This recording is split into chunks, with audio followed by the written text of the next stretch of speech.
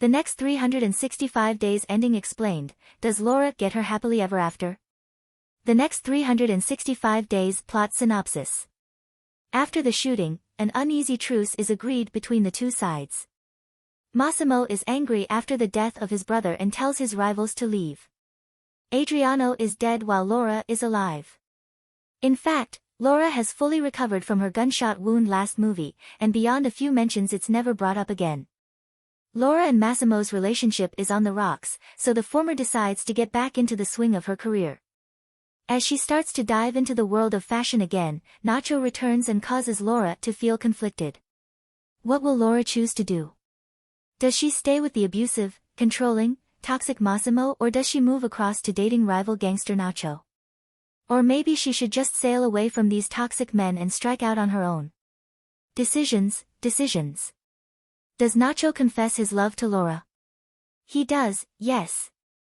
Nacho eventually catches up with Laura after she tries avoiding him and encourages her to take a drive. Eventually, the pair start kissing. When they break away, Nacho tells her, "I think I'm in love with you." After driving her home, Nacho tells Laura, "You can run away from me, but you can't run away from how you feel." Nacho respects her enough to give the young woman time to contemplate whether to divorce Massimo or not. Just to add weight to the argument though, Nacho reveals that when Anna shot her instead of Massimo, she tried to shoot her husband but Nacho intervened. Nacho refused to allow Massimo to be killed and shot Anna dead. Nacho saved Massimo's life because Laura loves him and didn't want her to suffer. He wants her to want to be with him because it's what she wants rather than being thrown into that situation. Does Massimo find out what Laura's been up to? After spending time with her folks, Laura receives a call from Olga. She's flustered. As it turns out, Massimo knows everything between her and Nacho. Olga overheard Nacho talking to Domenico, and in particular snippets of their conversation. He's threatened to kill them. Laura refuses to hide from her husband and decides to come back and confront him. At the airport though, Nacho sneaks in and pretends to be Laura's driver. He drives her home, admitting he could get in trouble for crossing the territory, given the earlier truce made between the two sides. On the way, Nacho admits that since meeting Laura he's not been able to stop thinking of her. He lavishes praise on her, admitting he'll do anything for her and will wait, even forever, if that's what it takes. Down on the beach, Laura and Massimo talk. Massimo tells her he didn't want the time between them to be bad, especially her dealing with the loss of their baby alone. Massimo admits that he's known about Nacho for a long time but didn't say anything. Massimo has been driven by a quote his father used to read to him. He didn't understand it back then but he does now.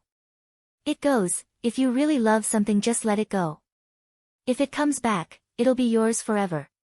If it doesn't, then it was never meant to be." When Massimo asks if Laura is back with him, we don't get an answer. Instead, they both just look at each other as we fade to black. Will Laura choose Nacho or Massimo? Well, that is the question, isn't it? On the one hand, Nacho has been supportive of Laura's journey and clearly wants what's best for her. However, he also lied about his history and he's a rival gangster, which complicates matters further. Meanwhile, Massimo is controlling, toxic and bad news, and has been since the first movie.